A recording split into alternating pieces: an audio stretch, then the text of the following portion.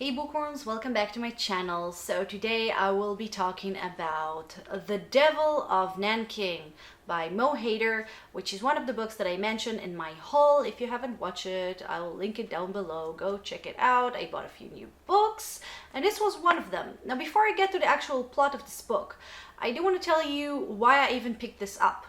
So the reason is obviously I read a lot of good reviews on it, and not just good reviews. This is a thriller, kind of like a horror thriller, and people said it was amazing. People found it very, very hard to find anything that they didn't like about this book. They called it flawless. They called it perfect. I said, okay, that's going to be a challenge. I want to read this book.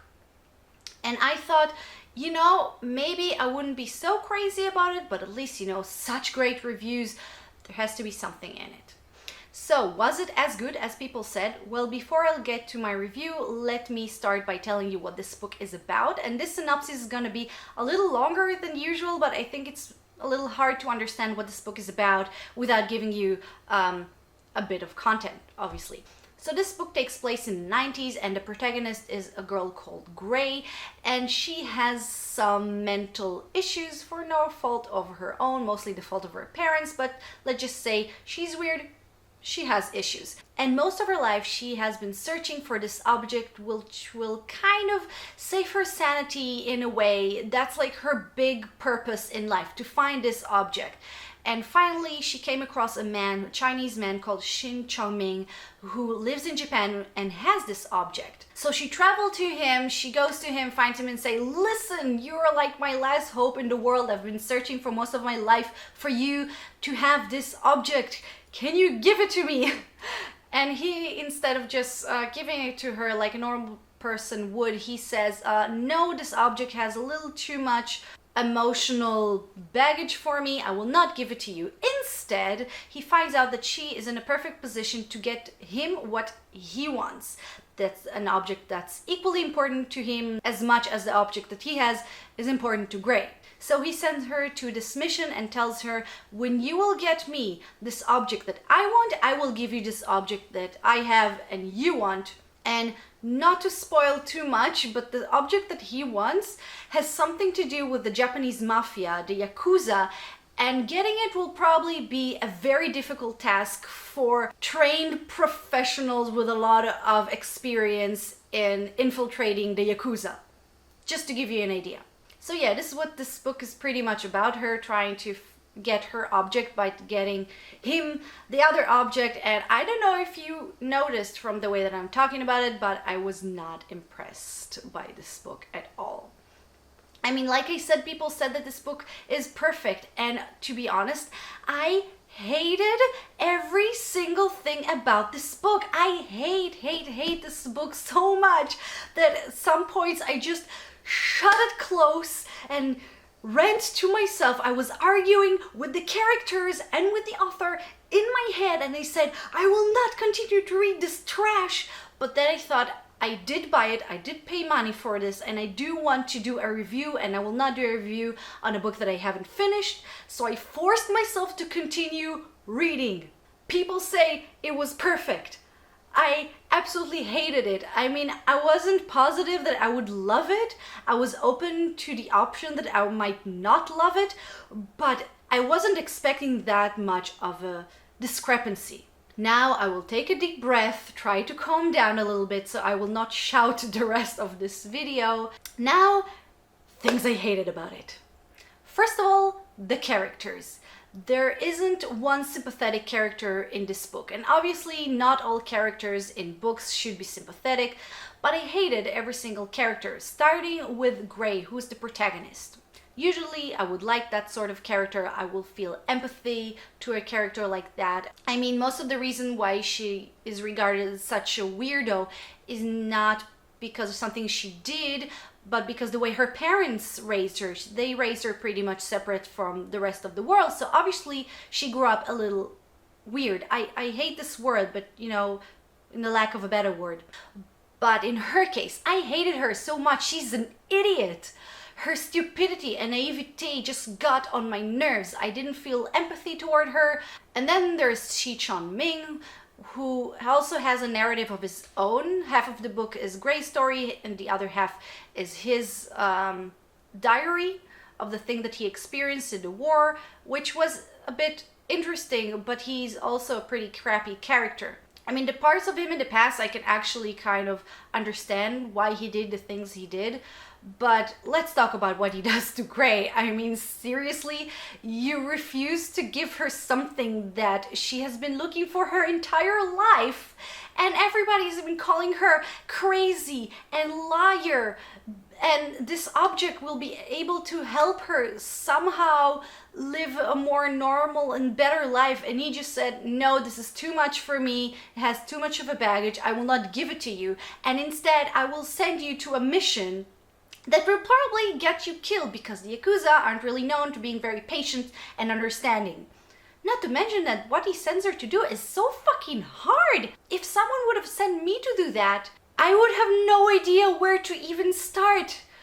And then, like a few days after he sent her to this mission and she's just trying to figure out how she's going to do that, he comes to her and asks, well, why didn't you make any progress? You probably changed your mind. Deal is off. I mean, like, give her a break. She's just this idiot girl who knows nothing about nothing. Not to mention she has barely a connection to the society and the way the world really interacts. I mean, it just made everything so unreliable. I kind of laugh when I talk about it. This book is supposed to be serious. Which leads me to the next point, which is that half of this book is moved by coincidences. I mean, yes, Gray found Shi Chongming. That was not a coincidence. She did a lot of research in order to find him, but obviously she didn't think things through, and she found herself in Japan with no money, no place to stay, no visa. But isn't she lucky? I mean, she's looking for a place to stay, and oh my god, what a coincidence.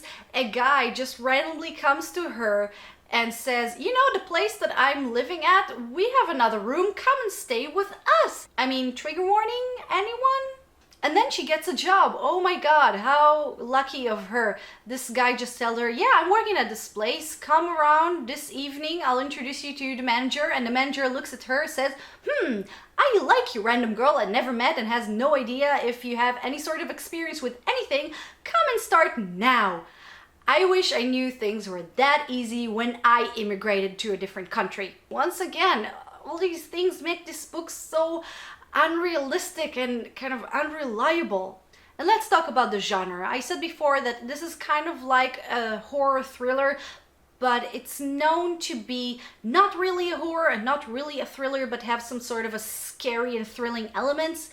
I so didn't care. This book has murder and rape and mutilation and torture, and I didn't give a crap. Everything about this book filled me with such hatred and antagonism. It has to do with bad characters, has to do with the bad way this book is written. Speaking of, all the female characters here are written so badly that I thought, oh my god, Mo Hader, this chauvinistic, misogynistic writer. So I googled him, and guess what? It's a woman.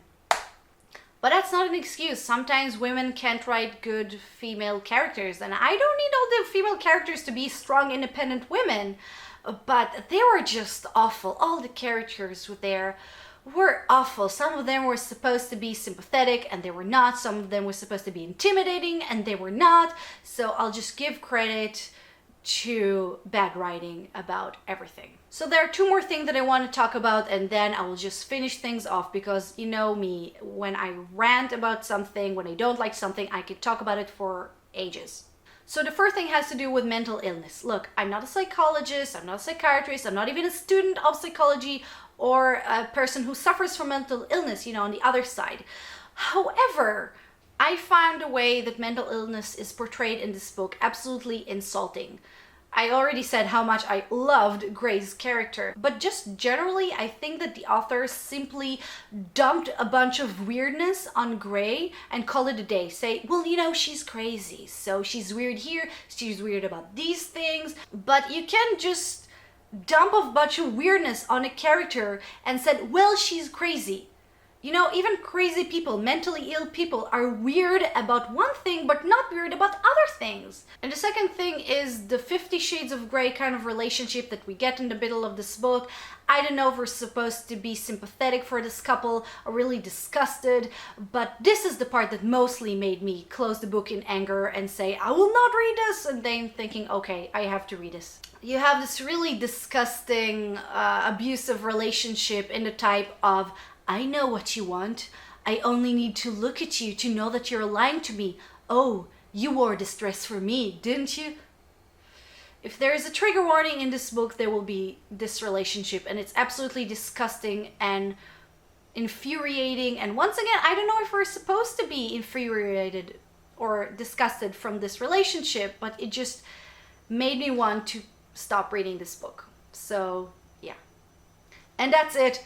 Enough of talking about this book.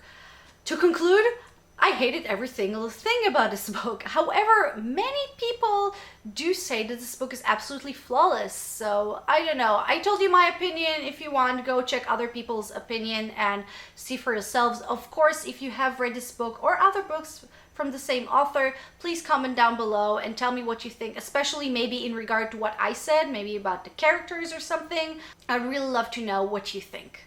So that's it, guys. That's it for my rant video. I hope you enjoyed this. I hope I didn't ruin too much a favorite book of yours. So thank you very much for watching. If you did like this video, please don't forget to click like and show it, and to subscribe to my channel. If you dare, I have some other rants there and also some very loving reviews as well. In the description box below, I put some links to other social media if you feel like following me there on Twitter and Instagram. And I also put links to other videos of mine that I thought you might like. So hopefully the next review will be of something that I liked a little better. And I will see you then. So bye bye.